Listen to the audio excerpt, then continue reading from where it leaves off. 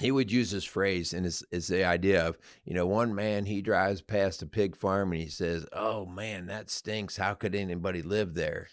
And another man drives past a pig farm and he goes, "Oh man, it smells like money to me." and he raised cattle and pigs and everything like that. And the dirt, the grime, the sweat, all that to him meant a livelihood. It meant, no, this is how we make money. This is how we provide. And so one guy could look at all that and just go, this is nasty. Yeah. And another guy looks at the exact same picture and says, this is opportunity. Yep.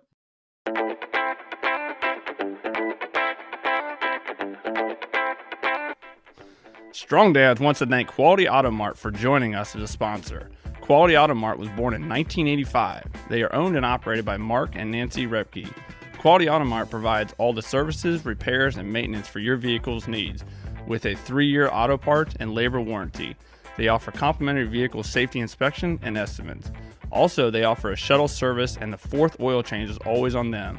They are located at 7307 on State Road 46 in Batesville, Indiana.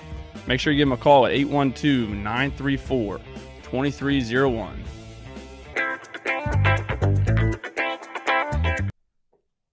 Welcome to Strong Dads. This is Merle Hutchinson along with Kyle Crawford, bringing you another great show. What is going on?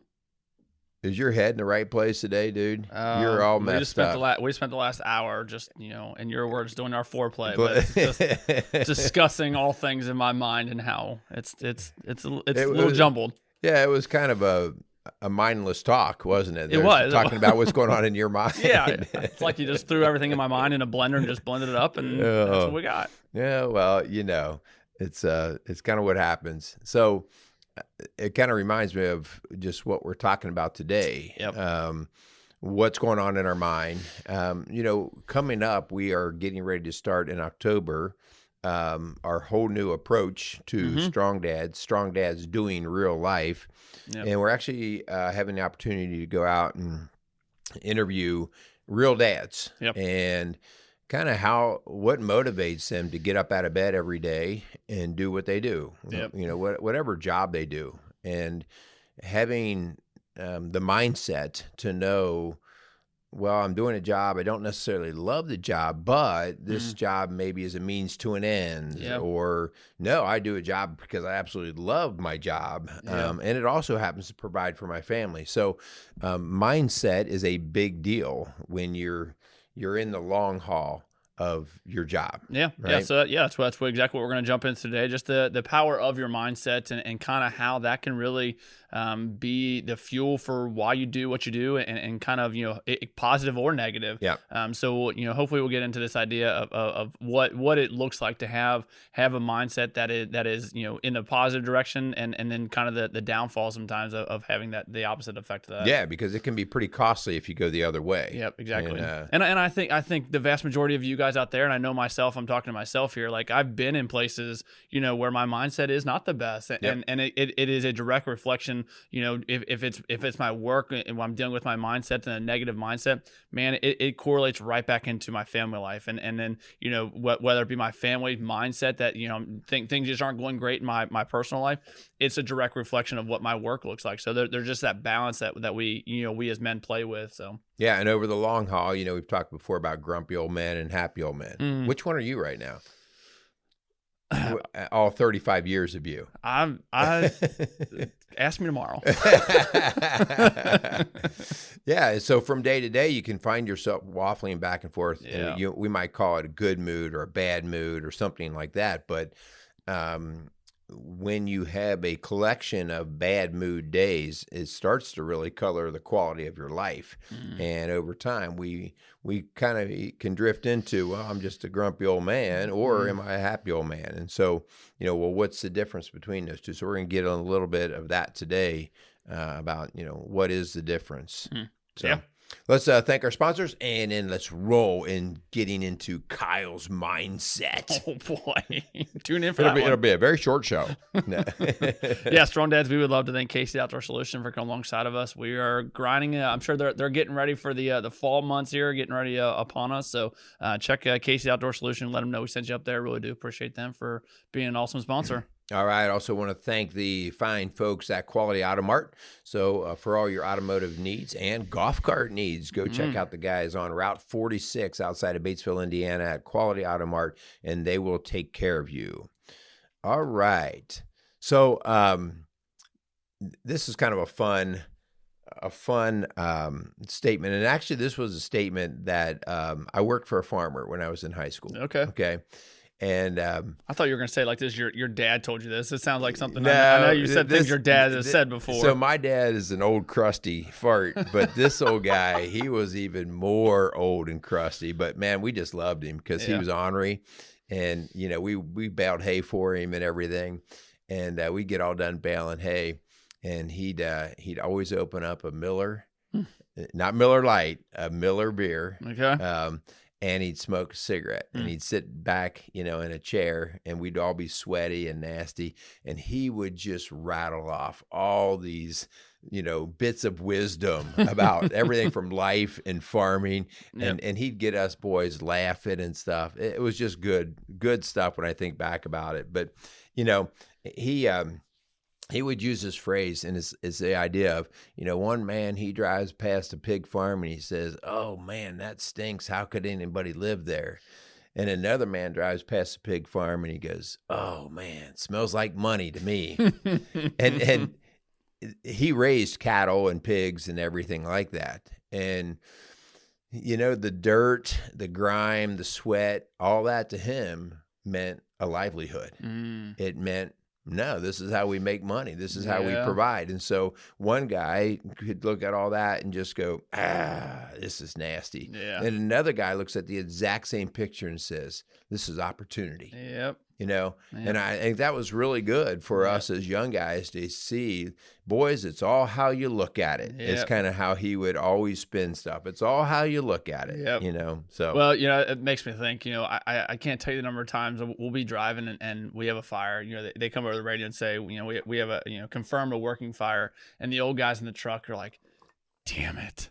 Right. Because they've been on so many, and all the young guys, myself included, like, let's go. Like, right. It's just that perspective. Like that old guy, he's been on so many. All he sees when it comes to this, obviously he's going to go there. He's going to do the job that is required of him, but he sees a lot of work ahead of him. Yeah. And his whole body, sometimes it's so beat down. And us young guys are like, let's go, right? And I don't care. You can treat me and beat me up. I'm all in. But it's just that perspective that we, it's the same fire. Exactly. Right? It's the same fire for both groups. Yep. But the mindset, the perspective means everything. And I think it's important that you start to recognize that, because the jobs that we're doing are probably no harder or easier than they ever were. Right. But how our mind gets to certain places that causes us a problem or gets us through it. And we talked earlier about the grumpy old man and the happy old man. And, in my line of work, I deal with all these men, and they come in, and it doesn't take me long at all when I'm talking to a guy to recognize that he might fall into that grumpy old man category. And, a way to also look at the grumpy old man is, this is a guy who falls quickly into victimization, where, same crap, different day, nothing seems to go my way. And we all have those moments. But man, if I don't recognize what that's going to do to my mindset and how I'm taking on that day or coming home and interacting with my family, I'm just going to cause myself to dig a deeper hole. And eventually, I had this accumulation of days called a lifetime where I go, life just has really sucked for me. And then you got this other guy he's gone through the same garbage. He's had divorces, he's had bankruptcies, he's had tragedy in his life, But he looks at it and he's like, this is a challenge, but here's what I'm going to do to get through it. And he's Yeah. always in the problem solving mode. He's always in the what we would call the growth mindset, And so it's really the difference between the victim versus the victor, especially over the long haul. Sometimes we want to win every little battle of every day versus stepping back and saying, well, what's the bigger picture here? Yeah. So, yeah, I mean, as you're talking, Merle, I know this is something I can relate to myself, falling sometimes into that, and I know for sure other guys that I work with, I hear a lot of that, same thing, just different day, right? In your line of work with you and Linda, I mean, is this something you're seeing a lot of, that this where an outside for you to see a married couple struggling and for you to introduce a different perspective, is that something that you are seeing a lot of, or is this something, is this more, do you see this more along the lines of just dealing with men? oh, no. I mean, you see it both men and women, and this is what makes marriage work hard. We've talked before on shows, but a lot of people always think that the first 7 years of marriage are the most difficult, and that's where the highest percentage of breakups occur. Really? And, I didn't know that. well, that's what they say, okay? And so really they say the first 2 to 4 years is where if a couple isn't going to make it, they're going to fall right there, okay? And that's usually due to compatibility things, Right. okay? But once people kind of get deep into their marriage, and so this is actually much more of what Linda and I spend our time on, okay? These are the people who come in, and these are the 15, 20, 25, 30-year marriages that come in. And what has happened is day after day, they've gone through some challenges and some difficulty, and it has accumulated without what they would think of as lots of losses and not very many wins. And so they just like, I don't think I'm ever going to win. I don't think I'm ever going to catch a break. And so they lose their heart. They lose their spirit to work on the marriage. And so trying to work with them and say, okay, listen, today when you go home, I want you to really focus on something that's good in this marriage or something that's good about your spouse. I mean, they look at you like you got 3 heads. Like, oh, yeah, right. Like, but that's really trying to get them to see, what are you going to look at? Are you going to look for the dark in everything, or are you going to intentionally see some of the positive? And that's the whole rebuilding. Now, some people have, they're like magnets, to the iron, that they just are attracted to the negative. But if you can catch yourself doing that and surround yourself with habits of, nope, today I'm in my prayer life, the first thing I'm going to do is be thankful. The first thing I'm going to do when I see my wife is I'm going to compliment her. Like, hey, babe, thanks for doing that for me last night or whatever. Okay. Like just those ideas of, I've got to build that in. Yep. Well, Merle, I think in your notes, you kind of jotted down I think a good story when it comes to this idea of, again, talking about the mindset and kind of having that different perspective. Share a little bit about that. I know you've mentioned here before on the show about this, the big trip you took, your big bike trip. Talk a little bit about that and kind of how that plays again into this mindset and kind of having that different perspective. So right when I graduated from college, I had a goal that I wanted to ride my bike across the country. And so I graduated from college and met up with a group, and we went out to Lincoln City, Oregon, and we hopped on our bikes and we started pedaling across the country. Okay. And it's really interesting when you do something like that, because it's a slow enough moving process that you are kind of analyzing every minute, especially, man, my butt hurts, my legs are wore out, my neck is tired, I'm out here in the elements. And so everything kind of gets magnified. Yeah. Okay. And even though you're in a group setting, you're still by yourself, right? There's a lot of one-on-one time with you, just you and your thoughts. Yeah. Cause and then you're all, with the group setting. I mean, definitely for me, the way to go was with the group, because I'm not sure if I could mentally handle it being solo. I know people who have done that, and it's like, gosh, I'd probably lose my mind if I had just me and me to talk to all trip. But here, because everything becomes a super magnified microcosm, and you're moving at such a slow rate in terms of travel, little things become big things. Mm. So everything, like if your leg hurts, and every time you take a pedal stroke, it's like, oh, geez, it's the only thing you can think about, right? And so I remember our comment. This is way before the days of GPS. Okay. And so we would come in to an area and we might take a little break and we'd say to all the locals, we'd stop at a Dairy Queen or some convenient mart and we'd stop in and we'd say, hey, we're heading up to so-and-so town. About how far out are we looking to travel? Right. Oh, and locals are terrible about specific distances. Okay. They'll be like, oh, that's about 15 miles up there and you're like, okay. So in your mind, you're locking down hard. Yeah. Guys, he said 15 miles and you're on a bike. And so every mile counts. Mm-hmm. Okay. Like 14 more, 13 more. Yeah. And that's how your brain, you get set.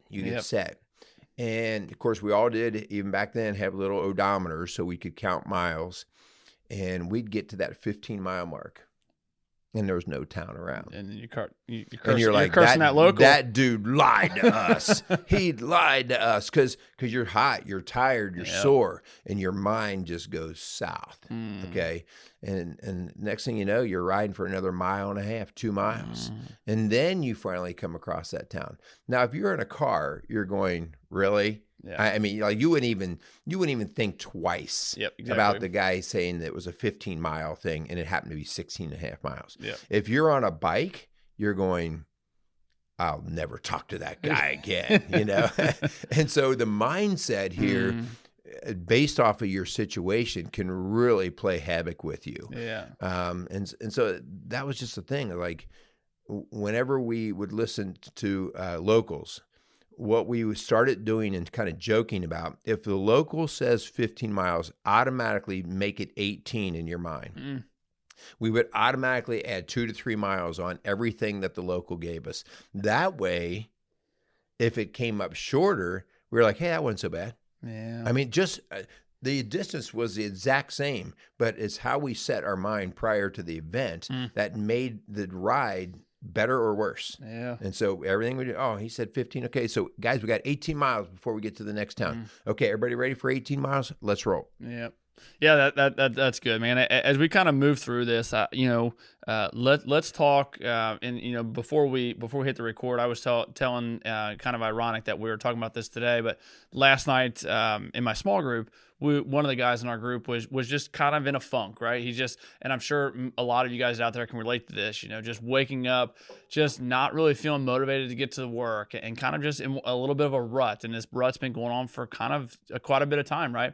And it's very easy, especially with a group of dudes, to sit around and to just sit and just bitch and complain and just, same shit, different day, right? And kind of get stuck in that mindset and kind of get stuck with other guys who also have been or currently are in that mindset. And after my buddy shared and kind of talked about it, it's like, all right, what are we going to do? Right. Like, so let's move to changing this, right? And I think to sit there and say we just got to change our attitude. I think you're setting yourself up for failure, right? There actually has to be a change in the mindset, not just say I'm going to do something. Like, okay, let's actually invite someone else into this process, and that someone else we have to invite God into this. And I think we have to use scripture, in which one of my buddies, my other friend, threw this verse out, and I think it's a good place to start as we begin to move into. Let's actually not just say we want to change our mindset, but actually let's go do it. Again, last week we talked about the whole reason we're starting this new series and this new kind of show that we're getting ready to jump into is because God calls men into action. Right. So if we're to be called into action, then actually do something about it, right? And so the verse that was read, you guys may have heard it before, but it comes from Colossians 3:23 through 24, and it says, "Whatever you do, work at it with all of your heart, as working for the Lord, not for human masters, since you know that you will receive the inheritance from the Lord as a reward. It is the Lord Christ you are serving." And man, I think if we can begin, as we're talking about changing that mindset, not just talking about it, but actually physically going through and changing our mindset, a great place to start, it has to be the best place to start, is to realize that whatever work you guys do out there, whatever rut you're stuck in, man, let's get out of the mindset that we're not just going into work to make our boss richer, to not make our company richer. We're not going there just to collect a paycheck. There has to be more value in the work that men are doing, that we are doing out there, than just for money and for monetary value. There has to be more. And I think if we begin to realize that when we are serving and going to work, we're serving the Lord. We're not serving man. Yeah. Yeah. That's a good change in perspective from the get-go, that it's not about you. Yep. Okay. So guys, what we're going to do is we're going to walk through some ways that you can recognize how to start this change in the mindset, and how to start to get more accumulation of wins, or winning attitudes or mindsets. Okay. So the first thing is, from the get-go, is you have to recognize we have a choice to make. So victims never feel like they have a choice. They go, this happened to me. And so from the very get-go, we have to recognize we have choices. And if you take your choice away, you just handicapped yourself, okay? And so even if you feel like, well, you just got fired from a job. Well, I didn't have any choice in that. No, but you do have a choice now of handling how you're going to handle the firing from the job, okay? And so you are never without choice. And so that's one of the things right from the get-go, you got to recognize you have a choice. Yep. And I think by saying and telling yourself you have a choice puts you in the driver's seat. Yeah. Because now you remove the idea of you're the victim here, right? No, God calls men to be the victor here. Like, I have a choice. I'm going to own that choice, because exactly what you said made me think, a while ago, we did a whole show on pornography, and just saying it happened to me again, right? I viewed those again, or again, playing that victim card. No, you have the choice. And again, God called men into action. So make that choice and make it to change that mindset. Give yourself that new perspective. Yeah. When you are thinking about your choices, you have to take into consideration that we have biases built into us. Biases based off of previous experiences, biases based off of who's delivering us the information. And if we don't recognize the bias, so it's kind of like this. I'm watching, we're in, as we record this, we are in a very active time of hurricane season. Yeah. And I don't know about you, but I get pretty tired of weather forecasters. Yeah. All right. Because every night, every storm is crazy big monster. This one's the record. This one's the record. And so you recognize quickly that, oh my gosh, if everything came true the way they are forecasting it, Right. this whole world would have blown up about 3,000 years ago. Yep. Okay. And so it comes with a bias, and you have to understand what's behind the bias. The bias is, at the end of the day, whether you want to like it or not, at the end of the day, there's a lot of bias in, hey, they got to keep you attracted to their message of how they deliver. And so if they can sensationalize and catastrophize and make you go, oh my gosh, around here, prediction of snowstorms are always a joke. Yeah. Yep. We call them, oh my gosh, they're predicting white death. Yep. It's it's a snow covering. Yeah. It's an inch and a half dusting. And it's like, so you have to understand how bias is being delivered to you, and then how you have accepted and built bias into you. Okay. Which is a prejudice on how you're going to see things. Yep. I like it. As we kind of move through this, so again, we're calling men, we're calling ourselves into making those choices. Again, we're trying to change that mindset, change that perspective that we have when it comes to our work, when it comes to our family, whatever the case may be. So let's talk about how should we make those choices. So again, we're called into action. So if you are kind of stuck in a rut in your place of employment, you're like, okay, I need to make that change, right? So let's talk about how we should, what kind of factors we should use in order to make those decisions. So again, it's going to be very hard. Again, if we're called into action and you have a health concern, you have something that is like actually a physical barrier for you, it's going to be very hard to make a choice to try and change your mindset to say, okay, well, I'm going to do an action that I physically am just not able to do, right? And so again, as we begin to use those biases, or use whatever we have in our life as a factor to making those choices, it has to be, you have to set yourself up for success, I guess, is a big thing. Yeah, I mean, you've got to be real with yourself, right? I mean, Right. We say, well, you've got choices to make. Well, the choice I make might be very different than the choice you make, based off of just the resources that we have built Right. in and outwardly available. I mean, if like you said, I'm a much older man than you, and you might make a choice to change a job and do something different, and I might go, I'm too old to do that, Yeah. or I don't have the energy to do that, or I don't feel like doing that. That again, not that that can be the excuse, but you bake that all in to, okay, what choice am I going to make? Yeah. Okay. Yeah. So we have to do that. I think another part of that is when we're going to make our choices, we really better check out our information sources. Okay. Because sometimes we can be sold a bill of goods on other people's biases or what they're saying. Like if I am ticked off at my workplace and I realize that I have to make some kind of choice, and then I hang out with another guy and he's ticked off about the workplace and he's just feeding me the same stuff. Yeah, this place sucks. This is a joke, he's feeding my bias. And now here I am, I have to get ready to make a choice. And is this the right choice based off of who I'm letting come into my head? So I better be good at filtering this. It might be good to step outside and talk to somebody who's not even related in any way to that and not experiencing job difficulty and say, so what do you think? Yep. It's just crazy. I start thinking, I remember in sixth grade, in sixth grade. All right. When you were talking about that, I remember I was in sixth grade. I had a couple buddies that I thought were like friends. Right. And they could not stand our sixth grade science teacher.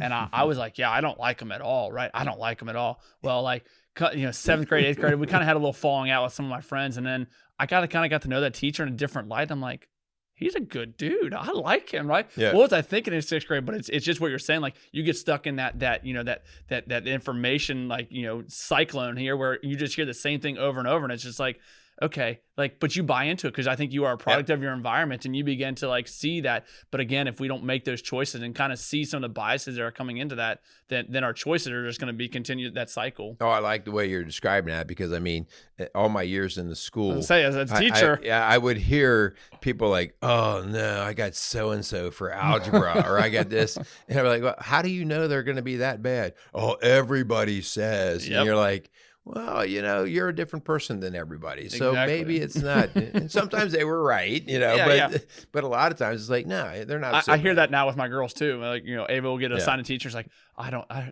some of the fifth graders don't really like her. And then she'll be like, midway through the year, I'm like, so how'd that work out? She's like, I love her now. Yeah. So it's important to realize, who's feeding you the information. Yeah. All right. Here's the next thing we want to talk about. I think sometimes when we're in life, especially when we are in more critical periods of difficulty or challenges that are on us, and a choice or a decision has to be made, we sometimes treat some of these as if it's do or die, if it's live or die, if it's like, oh my gosh, I'm getting ready to make this choice. And if I make this choice, all bets are off. There's no going back. There's I could fall apart. And here's what I just want to remind us. It doesn't matter what choice you make. When we bring God and invite God into the conversation, he does not just exit the stage if you've made a bad choice. It's not like you're out on, the deserted island by yourself. If you make a decision and it ends up being a difficult decision, God's still there to carry you through. Yeah. And sometimes we think, oh, this was the worst decision of my life. All the more reason to invite God in and continue to pray and say, hey, Lord, I need your guidance. I need your help. And so it's not the end of the world, especially if we provide the opportunity for God to keep filling our heart with his spirit. Yep. And I think that's where God's grace comes in, right? So I think as men, a lot of times we get stuck in this, that we have to be, we make these choices and then those choices have consequences and it's all on us. Similar to that liver, kind of like, that you're going to die by the sword, right? That whatever decision you make. And I think exactly God's not going to leave us, right? There's grace involved even in our bad decisions, especially in our bad decisions, right? And I think the other side of that is, man, that's where I think that this idea of grace, that God's giving us grace, we have to also be willing to give it to other people, because I think you get stuck in that circle and you're like, bro, quit complaining about this. Like, I've heard this 100 times, right? That's where we've received grace from God. Like, we have to be willing also to give that to our fellow guys, the guys we're doing life with. Yeah. So Let's talk about this is the last thing to help us make these better choices and to prepare ourselves for a better mindset. All right, so that we don't become overwhelmed and fall into that victimization because we're overwhelmed and feeling defeated. And that is to get yourself set up on preparation to travel the longer road. Okay, so remember when I was talking about my bike trip, and when we would try to follow the advice of the local who said, "Oh, it's just a 15 mile," and how difficult it was when we got past 15 miles and still didn't find a town.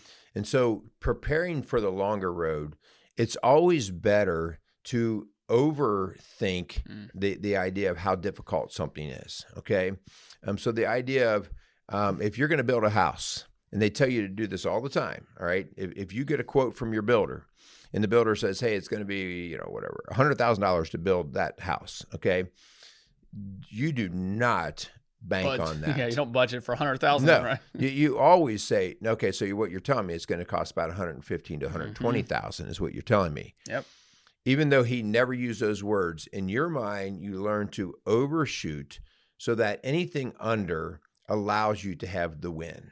Okay. And so everything that we do, we start learning how to over prep it. We over prep it. And so, in military training, they never train just to the minimum. They always want to have everything done like, okay, so what if this happens? What if this? Yep. Those things may never happen, but they want to plan for the extreme worst so that anything less than that, they got it. Yep. And I think you have to, especially, just in my world in the fire service, like if we just plan for best case scenario, this past weekend, I was at a training and guys were saying, how would you approach this? Like in the ideal world, this is how I would do it. But in my job, I don't live in the ideal world, right? There's stuff that gets thrown at us at a moment's notice, and we have to be able to react to it. And I think that's where, kind of preparing yourself, going to trainings to kind of get better. So that way I know I have this in my arsenal. So that way, if something goes south and I need to be able to adjust to it, I've worked on it before, right? I'm not just going to be the spur of the moment trying to figure it out on the fly.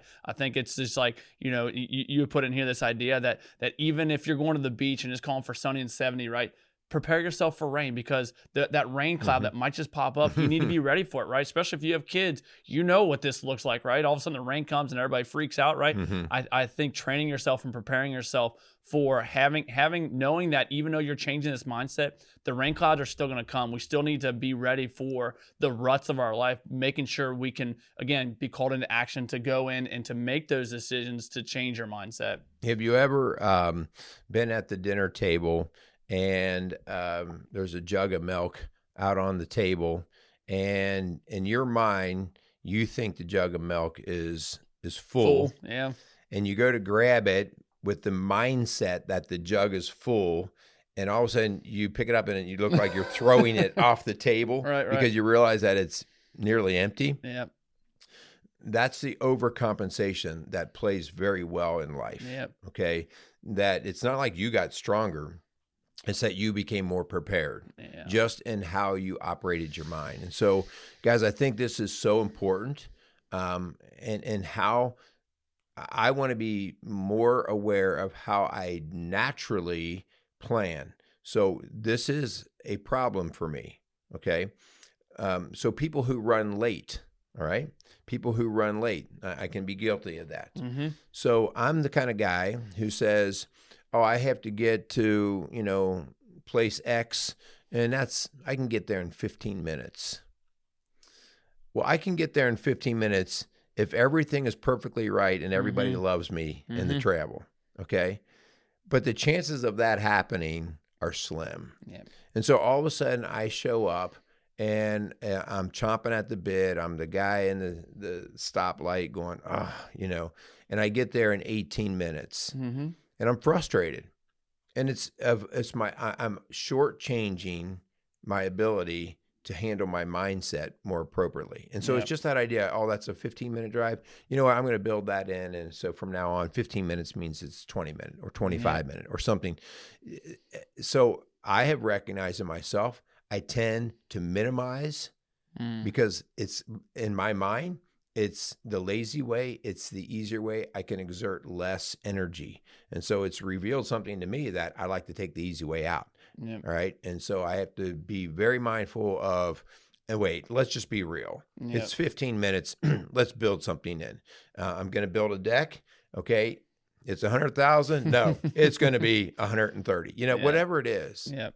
Yeah, I like it, man. This upcoming week, let's begin to, again, men are called into action. Let's begin to actually do this. Let's incorporate some of the things we've been talking about into your day-to-day to change that perspective, to change our mindset. Again, I'd venture to say a lot of our mindset that needs to be changed, not always, for men comes from our work. I feel like a lot of men see our work and kind of get stuck in that rut a lot more than maybe it does come from the family. I'm sure there's some guys out there who are stuck in a rut and kind of a negative mindset when it comes to their family. But again, I think a lot of men can relate to the work aspect of it. So let's begin to, again, we're called into action. Let's make an actual change in our mindset this upcoming week using the idea of we're not serving men, that we're called to serve God. And like, let's use that as a starting place to begin to really make that actual change that's going to be long lasting. All right.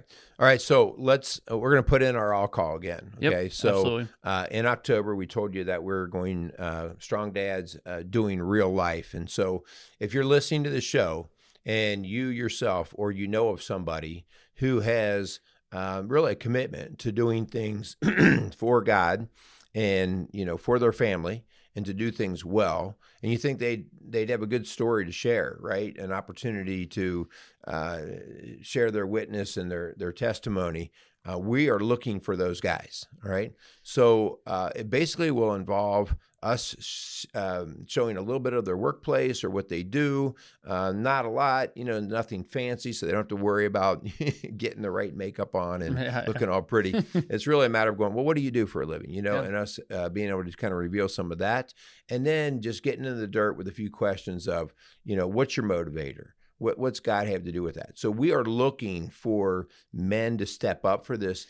And the purpose behind this is to start showing more and more men that these men are out there and this is a good thing to do, rather than to constantly hide, our own witness that we could put it out there and use it as a motivator for other men. So you can reach us if you know somebody or you're interested. You can reach us at rocksolidfamilies.org. You can connect there, or you can email me directly at hutch@rocksolidfamilies.org.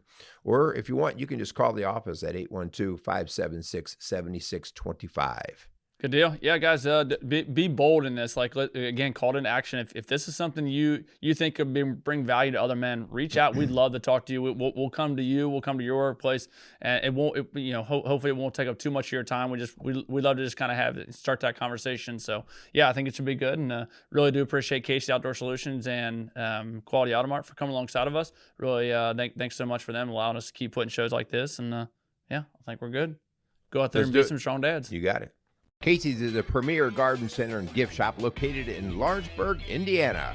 Casey's offers a wide selection of plants, landscaping materials, home and garden decor, and gifts for every occasion.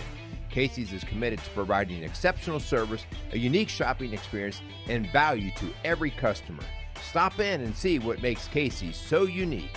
Located at 21481 State Line Road, Lawrenceburg, Indiana, or call 812-537-3800. Let Casey's help you add beauty to your home.